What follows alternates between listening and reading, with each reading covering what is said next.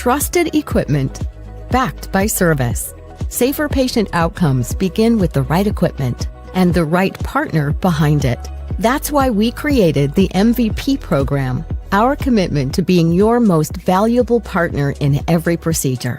When you start using IMP patient protective pads or Sterile, our sterile surgical bump, you unlock more than just great products. You gain discounted repairs to keep costs down, free loaner equipment to keep you up and running, product discounts to maximize your investment, a 1-year new product warranty, and the exceptional service and support you've come to rely on, delivered by a team that's with you every step of the way. It's more than just a service plan.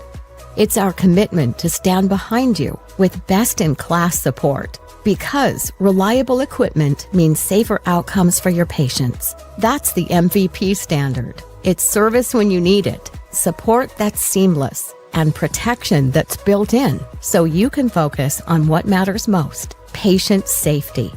Talk to your IMP representative or visit impmedical.com/MVP to become an MVP today. Because when you invest in IMP, we invest in you.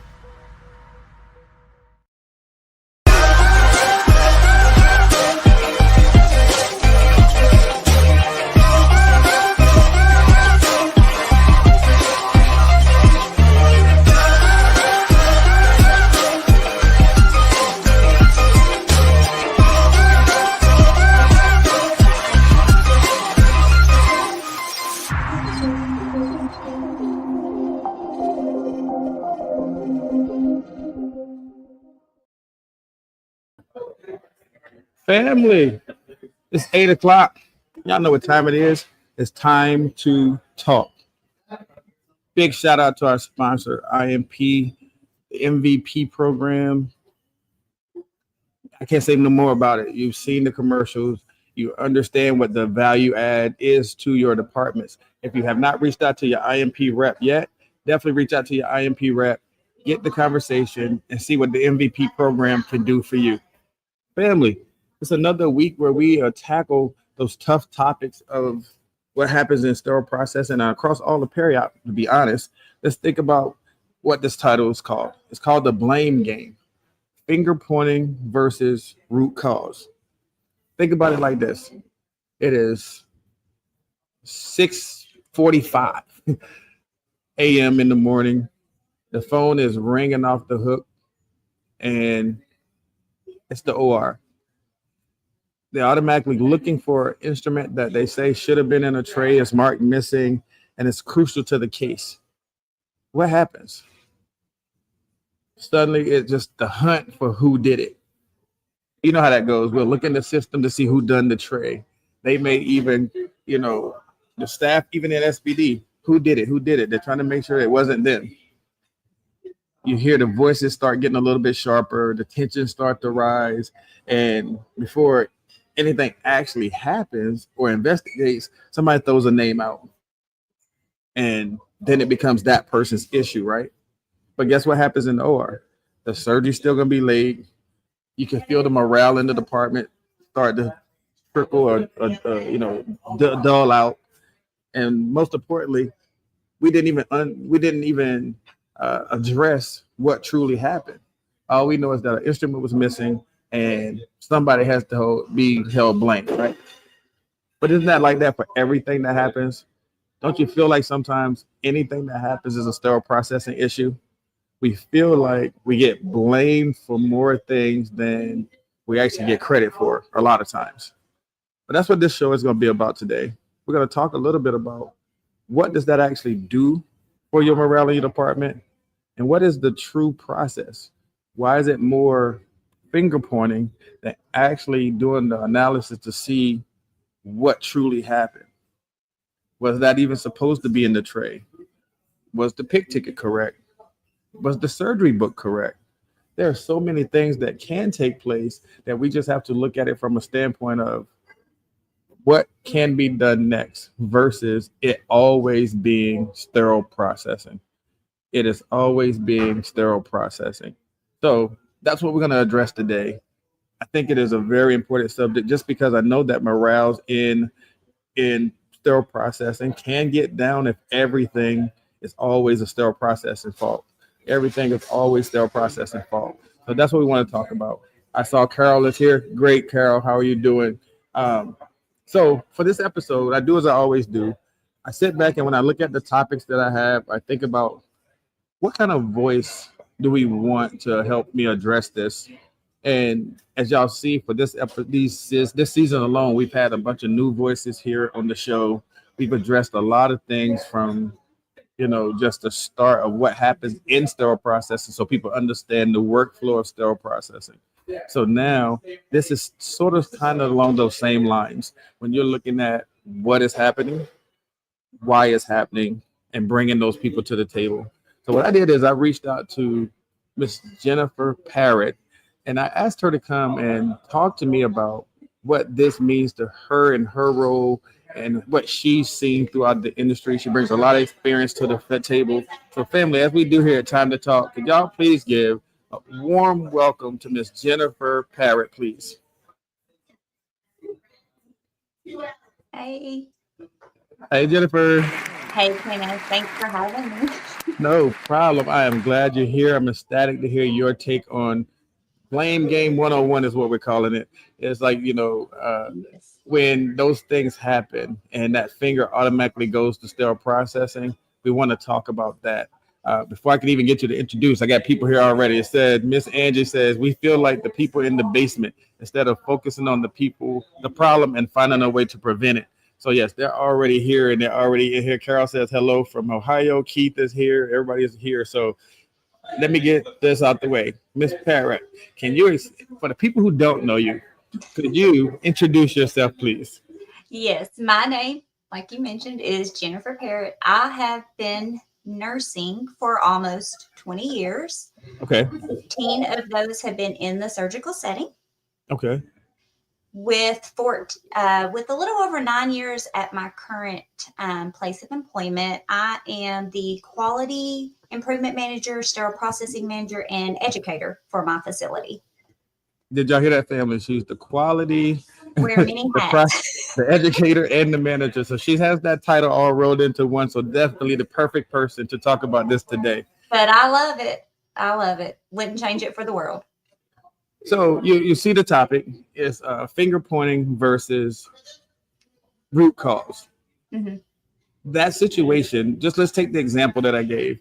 When there's a missing instrument and it's automatically sterile processor didn't do, what does that do for a department? It definitely brings down the morale. So first off, I want to say finger pointing is horrible.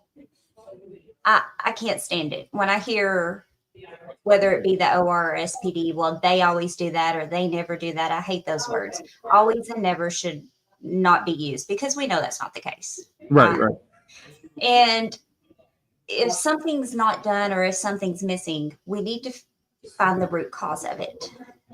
So we need to go back. And first off, was there, dive into it, really look at the problem, look at the issue.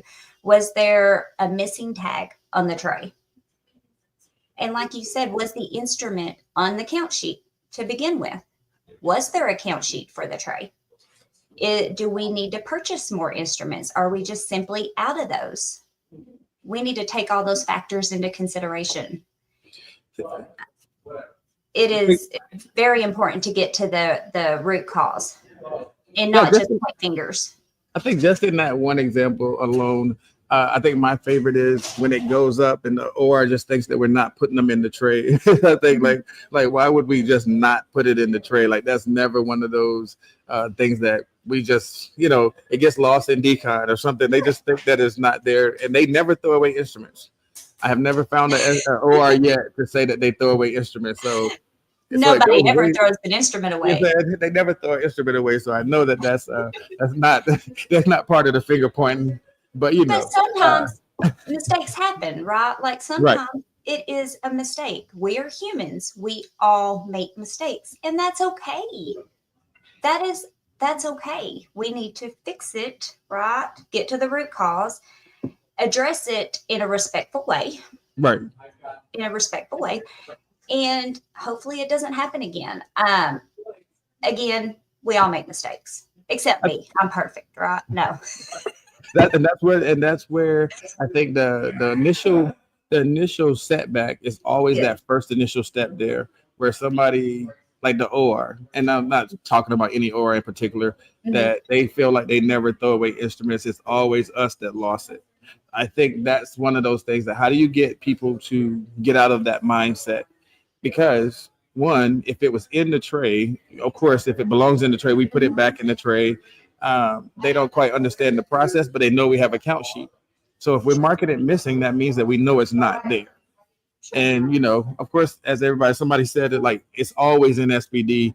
Like when they feel like we didn't put it in the tray, they feel like it's always in SPD. And I agree, and I see Sharon agrees with what you said. She says the same thing. I hate the words always and never too. How can we quantify those two words? Because it is that we never throw away stuff from the OR. We always send everything back down, and we know, like you said, that's just not the case all the time. So Mhm. when you're talking about building that transparency and building that communication between the two entities to make sure that we can get on the same plane, what are some steps you think that can be employed to get people to actually start collaborating? It's a lot, but it's doable. It's very much doable. So what we do, um, we have meetings with management. First, you Okay. need to get your managers on board. You need to get buy-in from your managers, from your SPD manager, from your OR manager, um, from your C-suite, from your directors. Have everybody get on the same plane, the same playing field, and show our staff, show our teams that we are a united front, that we are all there for one goal, one purpose. We want to take care of our patients. We want them to have the best experience possible. And that goes all the way to the instruments. After that, we need to have meetings with our staff, with the OR team, with the SPD team, and bring them in, bring them together, have one meeting and get the information to both sides and share the information and not make it a finger pointing or a blame game. Have surveys, send out surveys. What can we do? What can we do to boost morale, to show a united front? What do you think will make us better as a team? Because it's all about being a team. And I know that's the ideal scenario, but what do you do in that situation when, from an OR perspective, they feel like they've been burnt so many times and nothing is working? There's a count sheet there. The stuff still doesn't make it in the tray. And I know that there's specific processes, and that's where you get to the root cause of something to say, okay, this is our process. This is Mhm. what we follow. But they're not trying to hear that because every time they get a tray, it's a missing tag. How do you get those people to like soften their stance a little bit to actually hear what you're saying? Because you're right, putting everybody in the same room and giving everybody the information at the same time is ideal. But when people aren't trying to hear both sides and they're butting heads, that's where we get into how can we fix it if nobody's willing to work together? So there's multiple ways that you can tackle this, and we do all of these. For one, if I get called to the room, if I get called to an OR, and I know it's in regards to a missing instrument, I will Uh-huh. take one of my SPD team, one of my coworkers Okay. with me to the room. And then that way we can tackle the issue head on and show that, hey, we hear you, we see you, we want to make it better. What can we do to help? People want to listen. They want to be heard, right? And they want to know that their issues are relevant and that somebody is doing something about them. Right. They really do. As far as helping the culture between OR and SPD, it is very important for each department to know what the other department does. It is one thing that we do for all staff and for all new hires is that we rotate people through. Okay. I want SPD to know what the OR does, and I want the OR to know what SPD does. I want each to have a respect for one another because I want SPD to know why the OR can potentially be so upset over a missing instrument, because we each have different stressors.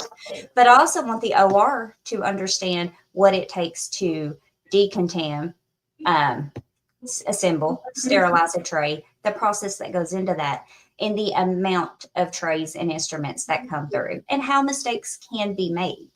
Right. It can be overwhelming, and I think that opens people's eyes, enlightens them a little bit. Right. And it shows them like, wow, I don't believe that you do all this, or I didn't realize that it's this many steps. I just want a tray. Right. And I just want the tray and the instrument, but they don't realize what goes into that.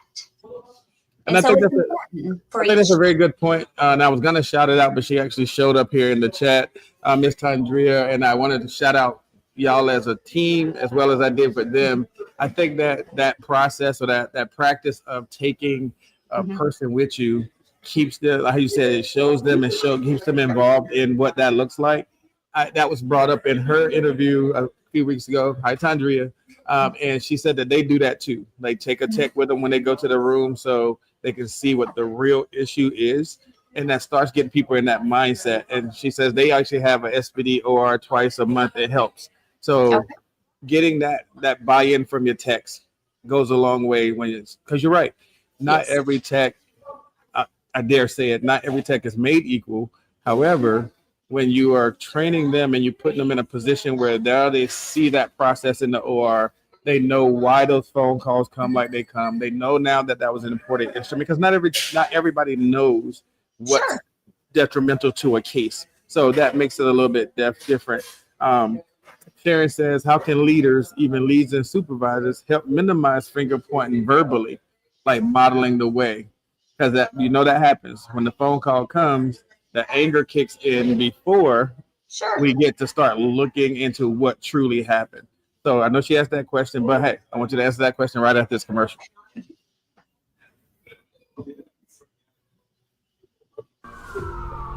In a world overflowing with noise, are you truly being heard? Or better yet, are you truly listening?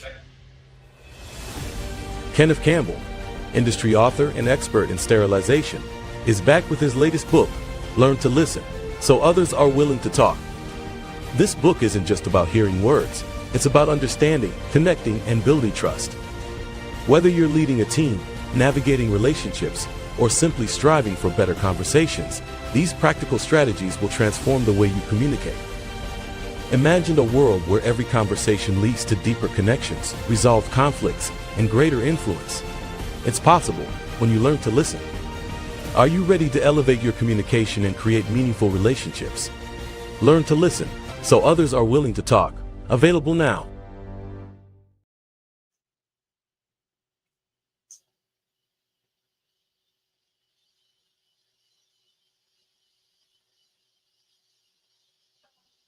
Well, Jennifer, if we're here, I thought we were going to commercial, but hey, no worries. Let me ask this. As a leader, or even in general, we know that what does the finger pointing do, right? The finger pointing gives them short-term satisfaction, but it's a long-term damage, right? So it creates silos. And that's where now, with those, how can leaders down to your leads and supervisors help minimize that verbal finger pointing? Like, how do you get them to model the way? So one very important point that I want to bring up, as in the commercial we just watched, you have to listen. So everyone wants to be heard. One thing that I like to do is listen to them. Let them get off their chest, right? If they're upset, okay. So I want you to go through that, say your piece, and then we're going to talk about it and try to, dial it back and find the root cause and find out what's going on and what can I do to help you. That's what I always ask. And if you lead your people, and I believe there's a big difference between leading someone and managing someone. If you truly lead your people, if you continue to show up, you continue to put forth the effort, you continue to address their concerns, Right. it really cuts down on the finger pointing. It really, truly, in my experience, has. And that's the thing. So we know that first emotional outburst, and we know that we have to try to get people from doing that. Sure. It's harder. Is that how they say? It's easier said than done a lot of times, Exactly. because when Can't they're change always people's personalities. right, when they're always SPD, it's SPD, it's SPD, it can weigh on you. But how do you get there? So Because again, it is hard. it's creating that culture of safety. Okay. Creating a culture of safety. You want your people, SPD, OR, to have a voice. You want to empower them, but you want to show them that if there is an issue, you're going to work on it. That has really diminished finger pointing. We do not condone that. We don't really tolerate it at my facility or at our facility. We really have conversations. We hold accountable. We really try to get to the root cause of what's going on. So on that same note, if we're getting rid of the emotional release, what about that culture of fear? Like, they know they don't want to be blamed for something, so they may not report something right away if they find that error or they find that mistake. What do you do in that terms of turning it around so that they feel that safe space to say, hey, okay, I messed up, but this is why, or this is what happened, instead of, okay, nobody saw it. Let me, that fear of being blamed for something. Exactly. You need that non-punitive reporting system. You need a safe space. I mean, that's where we get in trouble, right? When people don't report things, they try to sweep it under the rug. You'll end up on the news. We see it time and time again. Right. When mistakes happen, and you have to create that culture. And that's where you get the managers on board. You get all of your team, both departments on board. You complete those surveys. You do what you need. Have your employee engagement events. Nice. The employee engagement. Yes. Yes, we do a lot of employee engagement events where we bring not just SPD and the OR, but the whole facility together. And we celebrate everyone at all times, and then each individually, but it shows again that we are a team, that we're here for one purpose. I think that's where Tandria, she says that clear processes, open communication, and shared accountability. That's where I think we're getting to a point that shared accountability is going to be.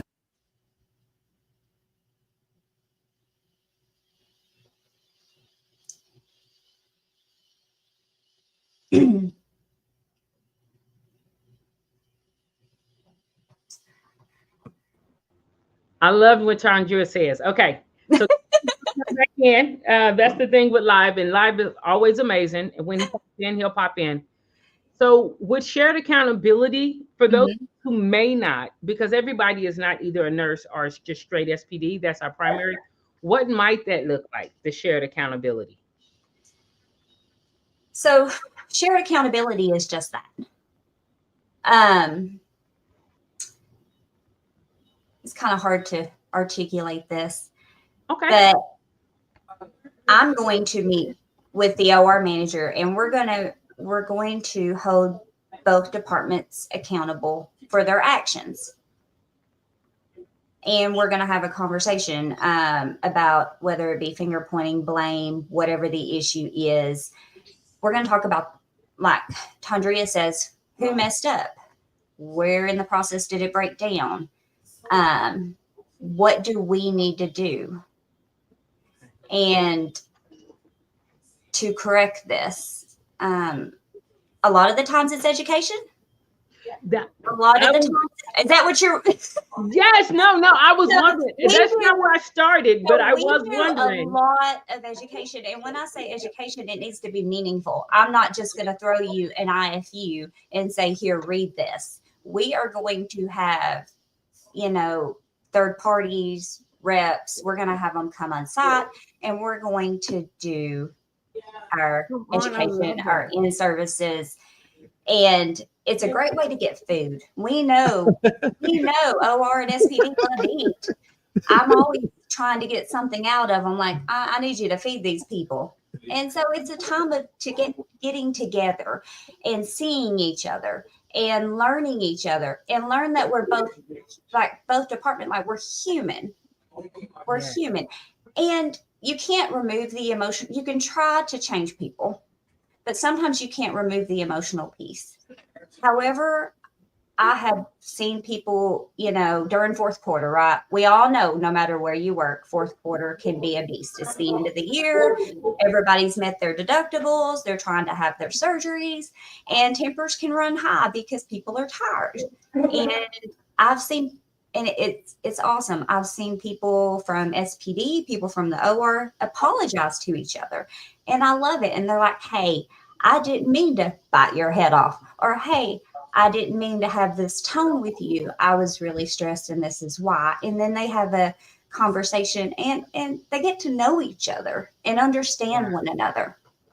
That is But it's all about forming those meaningful connections with each other. I know, and it's not that way in my facility, but SPD unfortunately is in the basement a lot. So there's a lot of that separation.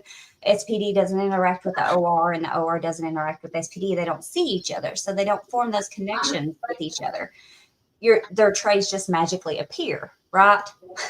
And so it's important to, have the education, maintenance service, all the events, the employee engagement events, have those meetings, have those, get to know you, for lack of a better word. Right. And just know that we're all human. We all make mistakes, and that's okay. Do we want to make mistake after mistake? No, we don't. And that's a different conversation, right? That's a different conversation if the person's making the same mistake over and over. But it is, and then that is something that you need to have a one-on-one. Right. If we've talked about it, we've done the education. They're continuing to make the mistake, and I know some people are scared of confrontation, scared to hold that accountability, because we all know staffing is a hard thing, right? People are fearful that they'll lose their staff. But I will tell you, I would much rather have somebody that is a team player, that tries, that goes through the processes. I would much rather be short-staffed with a fantastic team than have somebody on there that is just going through the motions. That's not really right. Putting forth the effort, if that makes sense. Yes, it does. It does. I got a bunch of comments here for you. Tandria says, train both teams on how to give fact-based reports instead of emotionally charged complaints. That's great. Celebrate improvements in turnaround times or area reduction as a joint win. So Carol said, not tolerating it and holding people accountable is huge. When staff are supported like this, it should quell the finger pointing. And again, that is 90% of the finger pointing is, I didn't do it. I don't want to be the one to get in trouble. The OR, they have to, again, take their part of whatever happens. They do have to account for their part of it. Absolutely. And then, again, those joint meetings, if we could have them, SPD and the OR sometimes need to have their huddles together. So you're right, so that they do get some of that. We work as a team instead of the separate silos that SPD gets this, OR gets that. It could be the same message, but how it's delivered. Absolutely. Would be the key difference in that. So go ahead. Sorry. No, sorry. I was just going to say, and that's where your culture of safety comes in, right? Like you want people to report without fear of getting in trouble. I ask my people all the time. I mean, they make mistakes. I make mistakes. When's the last time you got in trouble? Right.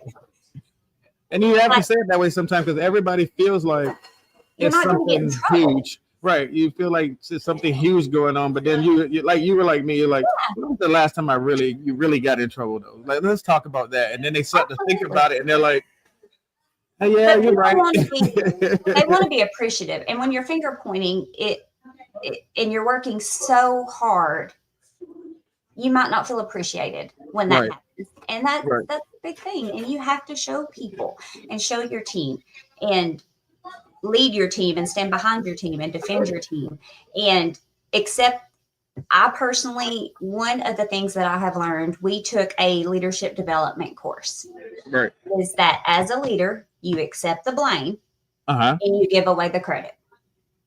That is, yes. You do. Because if something's not working, then what do I need to do to make that better? As a leader, as your manager, what do I need? Have I failed in an area?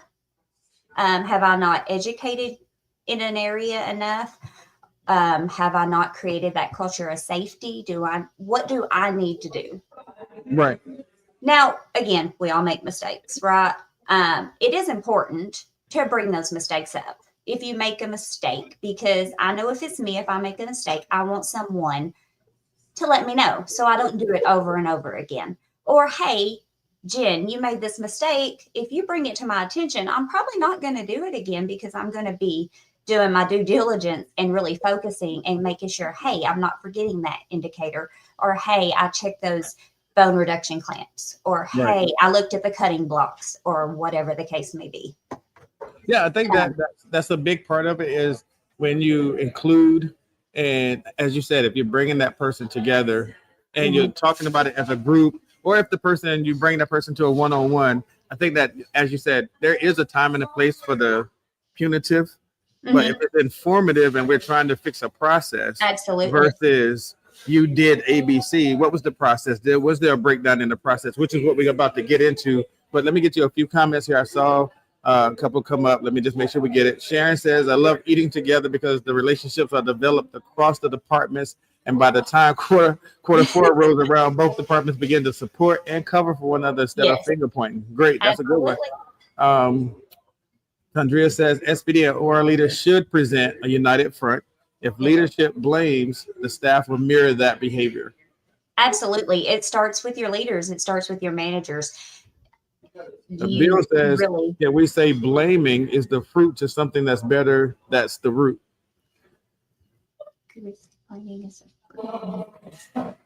So when that blaming and stuff is happening, is that part of the problem? Yes, obviously. Absolutely. That is the issue. But as we get into that, so we talked about what finger pointing is, what it can cause. Finger pointing can be, yes, Bill, can you expound a little bit on what that means for us, sir? Finger pointing can cause the short-term satisfaction, but long-term damage. We talked about that. It creates that culture of fear. It also breaks the team trust, and it wastes critical time because instead of trying to find out who did something, instead of like trying to find out who did it, we should be working on what was the breakdown in the process. I heard a bunch of people say that. So now let's talk about why the root cause actually matters. Root cause analysis is about identifying the true origin of the issue, right? Whether that's a missing instrument, a torn wrapper, or a failed sterilization cycle. We still need to find out what happened. I know a lot of times people say, well, we can't tell where the hole in the wrap took place. Okay, so what was the process of getting that tray from point A to B? It could have been something in that process, but we don't look at that immediately. It's like, oh, SPD sent us a tray with a hole in it. Like, it's always an SPD. It starts at SPD all the time. So we're going to talk about a little bit of why that root cause matters, but we're going to do that right after this commercial. Trusted equipment, backed by service. Safer patient outcomes begin with the right equipment and the right partner behind it. That's why we created the MVP program, our commitment to being your most valuable partner in every procedure. When you start using IMP patient protective pads or SteriBump, our sterile surgical bump, you unlock more than just great products. You gain discounted repairs to keep costs down, free loaner equipment to keep you up and running, product discounts to maximize your investment, a 1-year new product warranty, and the exceptional service and support you've come to rely on, delivered by a team that's with you every step of the way. It's more than just a service plan. It's our commitment to stand behind you with best-in-class support, because reliable equipment means safer outcomes for your patients. That's the MVP standard. It's service when you need it, support that's seamless, and protection that's built in so you can focus on what matters most: patient safety.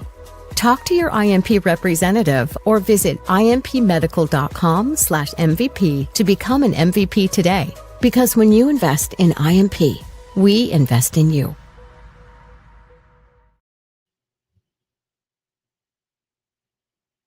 All right, Jennifer, IMP, MVP program. Definitely check out IMP with your rep. That program offers a lot of great benefits that will benefit your department. Who doesn't need new loaners? Who doesn't want the extended warranties? Definitely call your rep and get involved with that. IMP in the MVP program. Right before that, Jennifer, right before the commercial, we were talking about what actually the root cause. Why does it matter? Mm-hmm. It's one of those things where you say, and I heard y'all say it a little bit earlier, like the objective, it's an investigation. We know what happened. So now let's try to find out why. And instead of saying who, let's focus on the why it happened. So the objective investigation. Now, is that a joint investigation or does that stay with SPD? Absolutely, it's a joint investigation.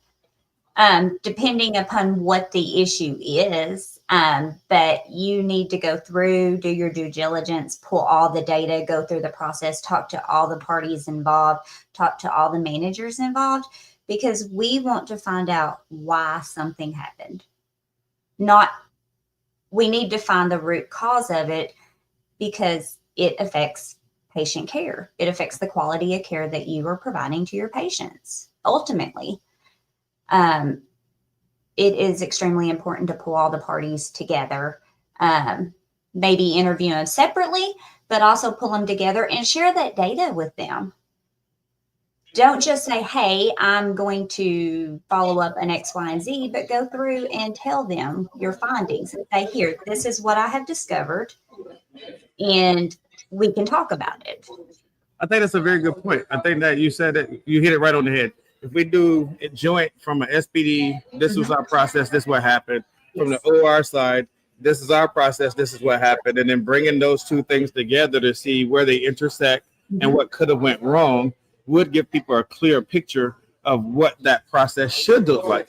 Maybe we need to make improvements in the process there versus always trying to see who did what, because it could be just as simple as changing a wire cart to a different type of transport mechanism that would stop a hole in the tray. Something simple like that. But until we do that investigation, we wouldn't know that because everybody thinks they're doing the right thing, right?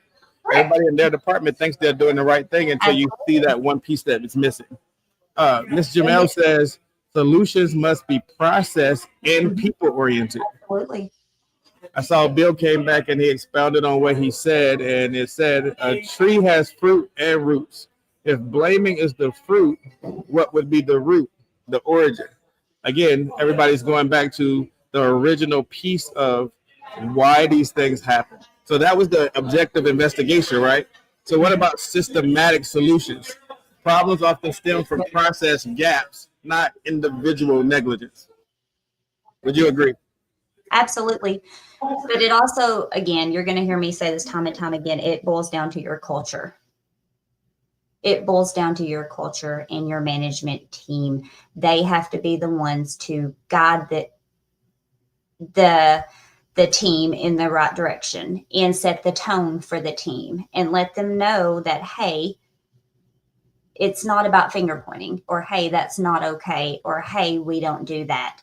One thing that people know about me is that I'm not scared to confront somebody. If I see something that's unjust or not done right, I'm going to address it at an appropriate time.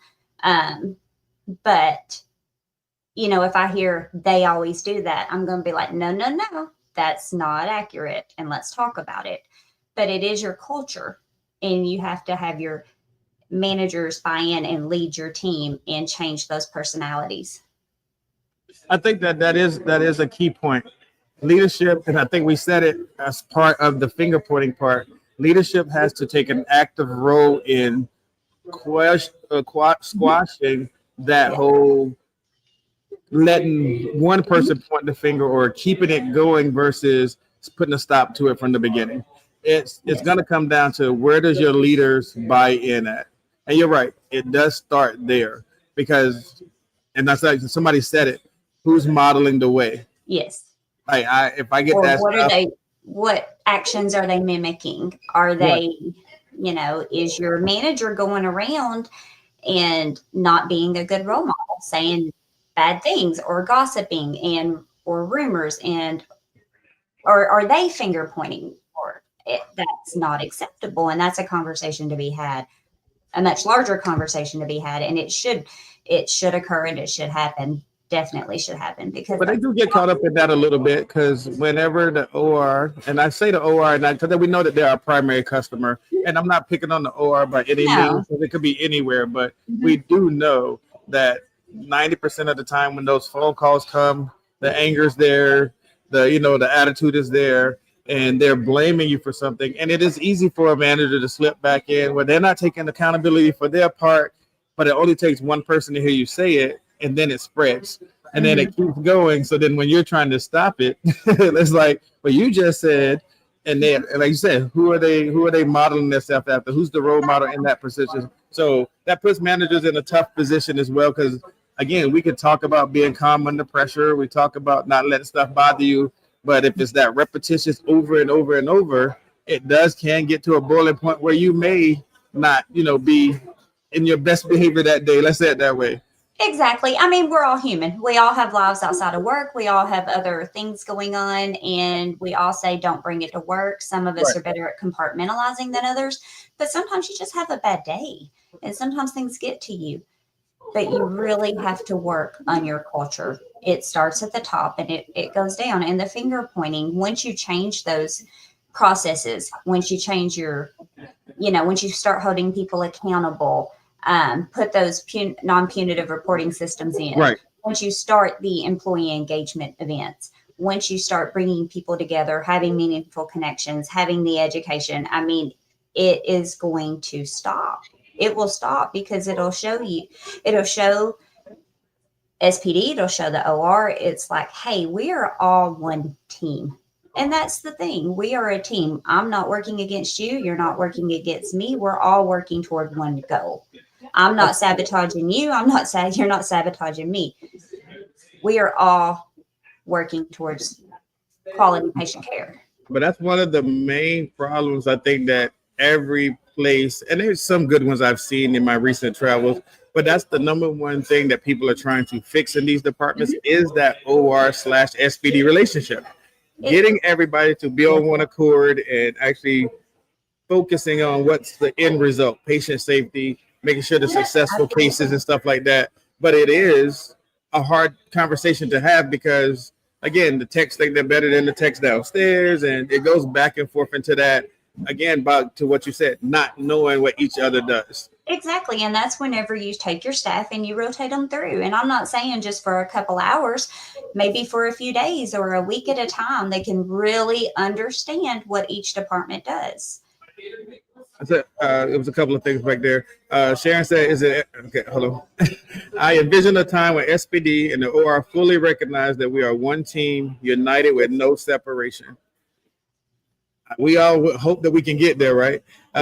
Sharon says, is it ever a time that a circle back works better than deal with it right now? Do either of you have for instance, example?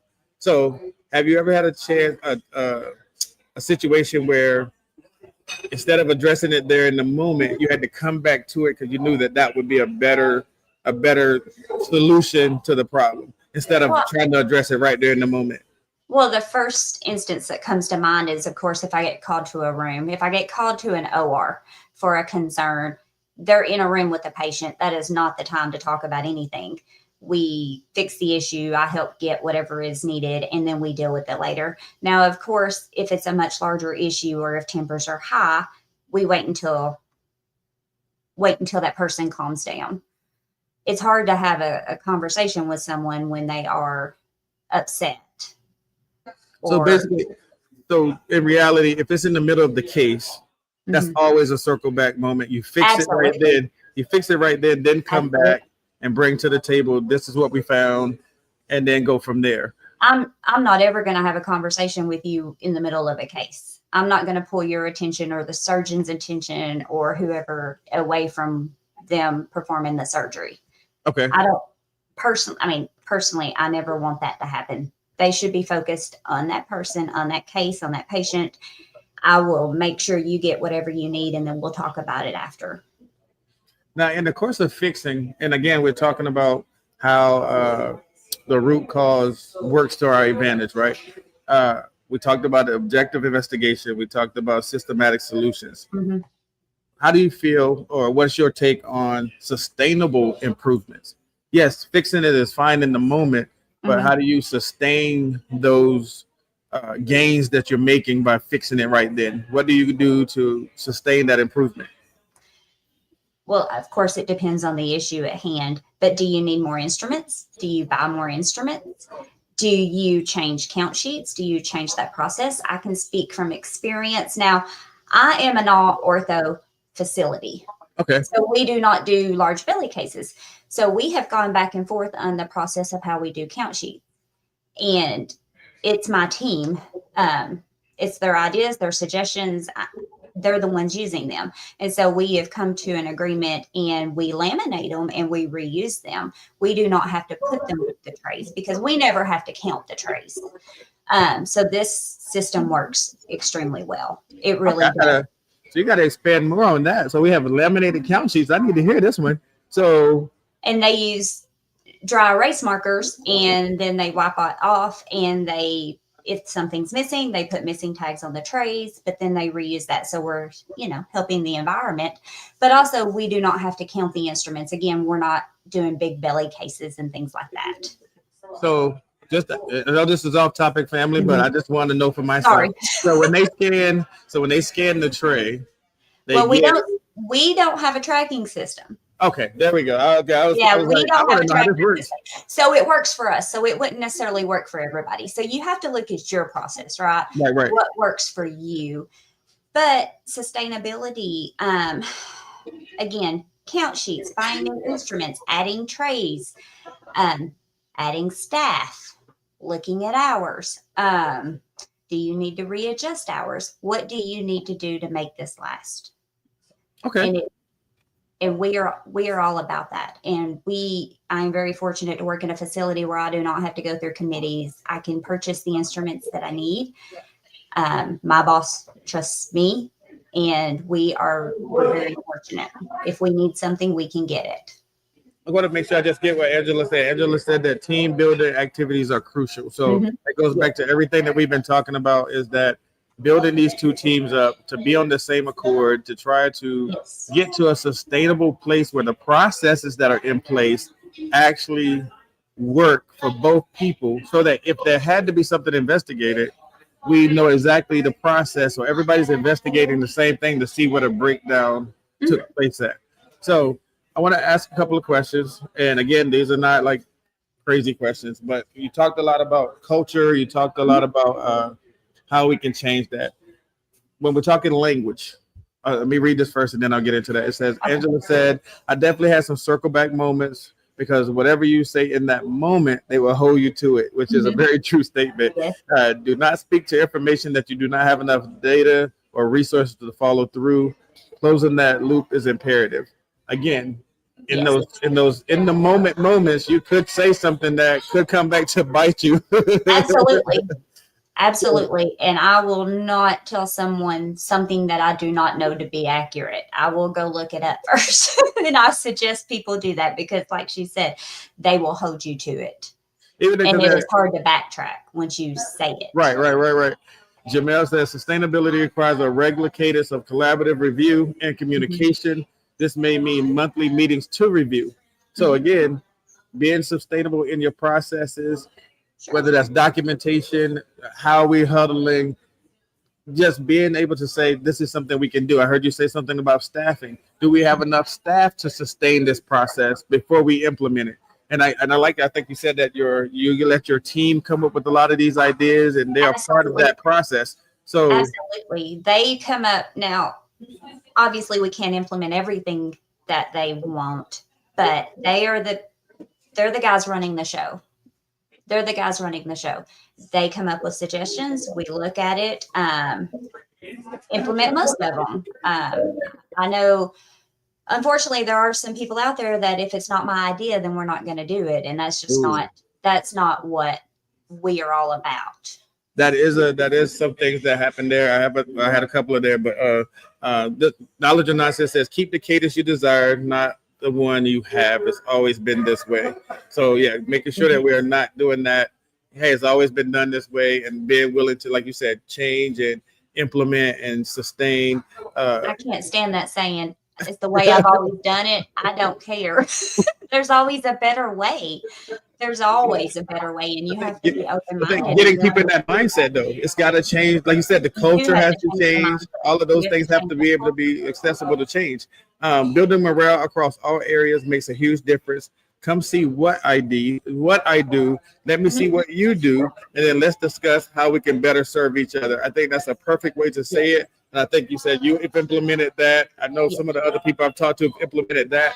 Like you said, a couple of weeks of that new nurse or that new tech being down in SBD, the techs downstairs going up and seeing cases and being a part of their little breakdown. They're taking the room down or how they set up so they can see how the instruments are truly being used. Absolutely. And even when they're sitting on a case cart downstairs, what does that process look like? So you can see what they do, they can see what you do, and then everybody has an idea of what's supposed to be happening. Absolutely. So on that same note there, when you're talking about, as we just said, not using the phrase "it's what we always have done." If we want to change the culture, you have to change certain things. Like we have to change the language, right? We can replace who did this with what happened here. Yes. Again, that takes the emphasis off the person and puts it more on the process. Build a psychological safety. Again, you said the same thing. Encourage staff to report issues without fear of retaliation. Absolutely. If something is not working, we need to bring it to our attention. We need to make sure that we're not putting out a bad product just because we think that's the process. Like you just said, things change and there's always a new, better way to do things now, right? So have we investigated those new ways? Train in root cause analysis. Make root cause analysis part of a regular in-service training. That's something that we can be done to shift culture. Again, we're talking about changing the culture of how we've always done it, getting away from the finger pointing, and now looking at what's the root cause of things. Focus on the data. You don't use the tracking system, but we can use tracking system and quality metrics to see patterns, not just isolated incidents. Leading by example. That's the number one. We said that today. It has to be a buy-in from the leaders, both sets of leaders, the techs in both areas, the nurses in both areas. We all have to lead by example. It can't be one of those. It's not 1990, it's 2025. I like that. I love it. Great. Again, follow-up is crucial. In many of the places I've worked, that's been the biggest issue. There's a conversation, but no plan. Or there's a plan, but no follow-up. Excellent way to put that. Excellent way to put that, because that is what happens a lot of times. When we fix stuff in the moment, it's fixed and you kind of might forget about it because 90 other things popped up and you don't do the follow-up or you don't implement a plan and then do the follow-up. It's all about, as you say, the follow-up is crucial, making sure that everybody's on the same page. And let me say, to add to your point, 90 things things pile up every day. Something gets pushed down to the bottom.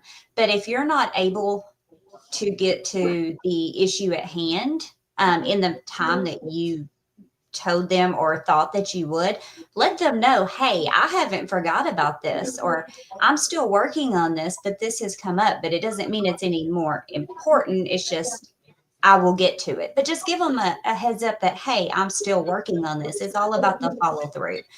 That's important. I think that's important. Like you said, even if you can't get to it right then at that moment, you do the follow up to say, I'm still working on it, so that they still have some kind of follow up. It may not be all of the information at that moment, but you're still working to get them what they're looking for.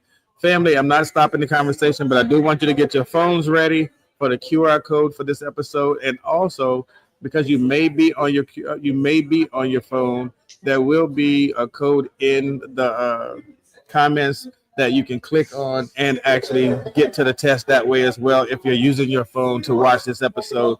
But definitely get your phones ready because the QR code is going to come up right after this commercial. Do you want greater success and satisfaction in your career? Do you have ideas that you desire to contribute? Then it's time to invest in you. Imagine you building and managing a high-performance team, managing conflict and difficult conversations, understanding financial management and budgeting, creating and implementing strategic plans, building and maintaining relationships with stakeholders.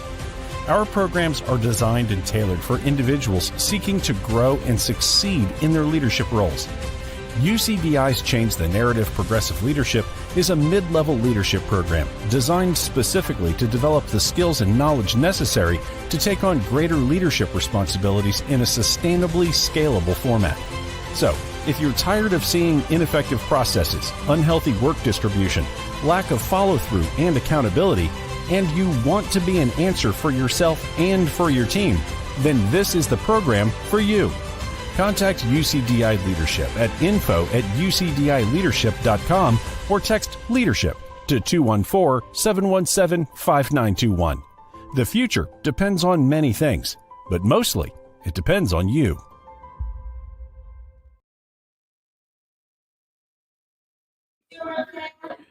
Jennifer, it's been a great episode. I think that what people are learning is that there is some work to do. Creating that safe space, creating that unity between the departments. I know we always talk about it, and we know we always try to, monitor in the moment the things that are happening. But again, to the last few points that you were made, where's the follow-up? Mm-hmm. What's the plan? Is it sustainable? And how do we change the culture? There's a few things that go into getting to that point. It's definitely not an overnight fix. It takes a lot of work. And I think that's the part that people have to have faith in the system, because I know I've heard it more times than enough. SPD can't do nothing right. This was in the tray when I sent it down. I'm pretty sure of it. Pretty sure. And then, like you said, those two words, have, never, and always come up, right? So it's that kind of energy that we are trying to change. And again, that starts with the leadership, that starts with the collaboration, and that starts with us being on the same page with everybody. So if you've ever watched my show, you know this is the point where I ask that amazing question. If you had to leave anything with the teams right now, and you had to give insight into this wonderful field of ours, what would you tell the family watching and listening right now? Oh, that's a hard one. There's so much, but I think quality over quantity always comes first. Quality. Oh, I love that. I like that. And then again, it's okay to make mistakes. It's okay to make mistakes. It's okay to fail at something. That's how we learn. That's how we grow. Nobody is perfect, regardless of what they make you think. That is very true. Because I've had texts to say the same thing. I haven't made a mistake in so long. That's not true. Right. I see people are very appreciative that you came on. They said great guest, very informative. So I see that they understand and they got a lot out of what we're doing here. So let me just say this for everybody. It's still processing. Every era actually does have a story. And most of the time, the ending doesn't have a villain. It has a broken process. If we stop looking for someone to blame and start looking for the real reasons behind our challenges, we can build stronger teams, safer practices, and better patient outcomes. I say that to say, as Jennifer said, it's not perfect. I know we say leave our problems at the door. I told people I don't like that statement because that's easier said than done, obviously. But everybody has a moment where they have a bad day. And Jennifer, I got to say it. They said, Jennifer, we love your accent, personality, and great conversation. See, I say you're hit already. So yeah, y'all got Jennifer. She's going to come back now. Y'all got to bring the accent back. I got you. But definitely, this is one of those conversations where you see it happening in your departments. We have to get a handle on it, and how do we make it better? And that's coming down to having a collaborative effort between you and the peri-op space. And I've seen people say monthly meetings, joint meetings, to somebody's point, doing follow-up, coming back with a plan, including the sterile processing text in the actual, whatever the issue is, so that they can see what is happening. This is how we change the culture. This is how we get to that place that we want to be. And that's what we're trying to do. And I want everybody to understand that piece is what we're taking from that. Beth, thank you so much. Beth says great conversation. And again, on the screen, you do see now the link to the quiz. If you couldn't scan the QR code, click on that link. It'll take you to the quiz right after the show, and you can get your CE credit there. Family, this is time to talk. There's no, like, these conversations are going to be coming steadily and going forward. These are the type of things that we want to talk about. These are the things that we're bringing to you this season. And again, with the added benefit of the CEUs, it makes it a much watch, as I must say myself, it's a much watch TV. Definitely, if you don't have your copy of Learn to Listen So Others Are Willing to Talk, make sure you check that out as well. And don't forget about my first book, Time to Talk. It's still available. If you don't have any of those, definitely go on Amazon, check those out. And if you see me, I will definitely sign them for you. Jennifer. Thank you. Thank you for being here. Thank IMP for bringing this for us this week.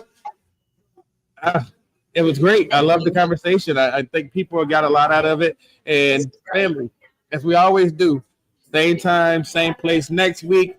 I appreciate you all. Thank y'all for coming. And I'll see y'all next week. Thank you. Jennifer, thank you. Thank you, guys. In a world overflowing with noise, are you truly being heard? Or better yet, are you truly listening? Kenneth Campbell, industry author and expert in sterilization, is back with his latest book, Learn to Listen, So Others Are Willing to Talk. This book isn't just about hearing words. It's about understanding, connecting, and building trust. Whether you're leading a team, navigating relationships, or simply striving for better conversations, these practical strategies will transform the way you communicate. Imagine a world where every conversation leads to deeper connections, resolved conflicts, and greater influence. It's possible when you learn to listen. Are you ready to elevate your communication and create meaningful relationships? Learn to listen, so others are willing to talk. Available now.